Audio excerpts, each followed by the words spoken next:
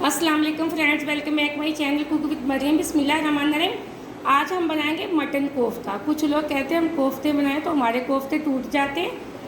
कुछ लोग कहते हैं हम जैसे मसाले में डालते हैं तो हमारा कोफ्ता बिल्कुल भी मजबूत नहीं रहता। आज मैं आपको बताऊंगी कि आप कौन सी गलती कर जाते हैं। चलते हैं बिना टाइम ज़ाया करें रेसिपी की तरफ। यहाँ मैंने आधा किलो मटन का कीमा लिया जिसको मैंने अच्छे से धोकर खुश्क करके रख लिया।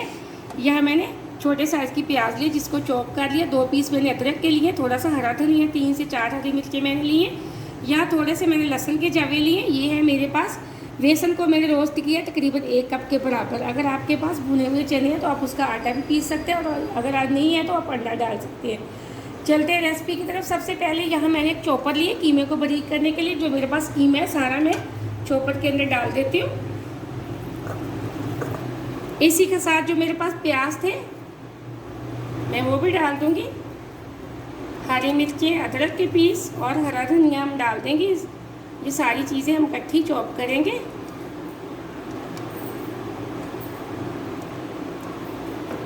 इसी के साथ मैं डाल दूंगी लाल मिर्च पाउडर 1 चम्मच। 1 चम्मच में नमक की डालूंगी। यहाँ आधी चम्मच हम डालेंगे हल्दी पाउडर की। अब इनको कर लेते हैं अच्छे से चॉप। यहाँ हम अच्छे से कर लेते हैं चॉप, बिल्कुल बारीक कर लेंगे।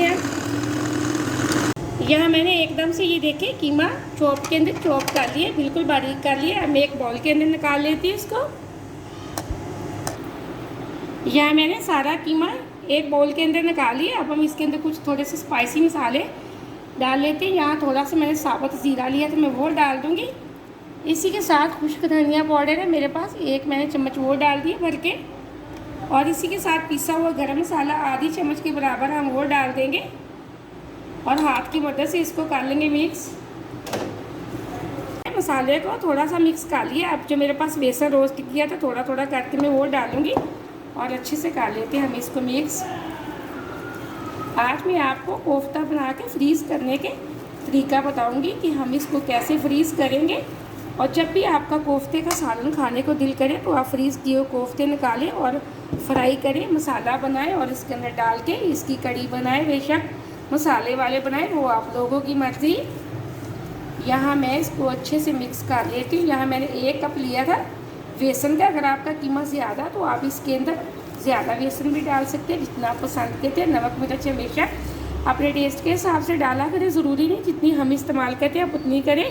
यहाँ मैंने तो आधा किलो कीमा लिया था इसलिए मैंने इसके अंदर 1 कप के बराबर बेसन डाल दिया था। ये कोफ्ते बहुत ही मज़े के बनते हैं। मैं ये छोटी छोटी आसान तरीके से आपको रेसिपी इसलिए बताती हूँ ताकि आप बना सकें। बहुत मज़े की चीज़ें बनते हैं। वीडियो को पूरा देखा करें, लाइक भी किया करें। आपने अगर अभी तक चैनल को सब्सक्राइब नहीं किया तो जल्दी से कर लें ताकि हर आने वाली वीडियो सबसे पहले आप देख सकें। इसी तरह मज़े की चीज़ें बना सकें। वीडियो को लाइक भी किया करें, ये आपकी तरफ से प्यार होता है। यहाँ ये देखिए माशाल्लाह एकदम से मेरा बैटर बहुत अच्छे से रेडी हो चुका है। अगर आपको लगे कि आपका बैटर अभी कोफ्ता बनाने के काबिल नहीं तो आप इसको फ्रिज के अंदर भी आधा घंटे के लिए रख सकते हैं। यहाँ मेरा बैटर एकदम बहुत अच्छा रेडी हो चुका है। अब हम बनाएंगे इसके कोफ्ते। यहाँ कोफ्ता बनाने के लिए यहाँ मैंने थोड़ा सा ऑयल लिया। ये मैं हाथों से को ग्रीस कर लूँगी ऑयल से। यहाँ मैंने ऑयल लिया, दोनों हाथों की हथेलियों को अच्छे से ग्रीस कर लिया ऑयल से।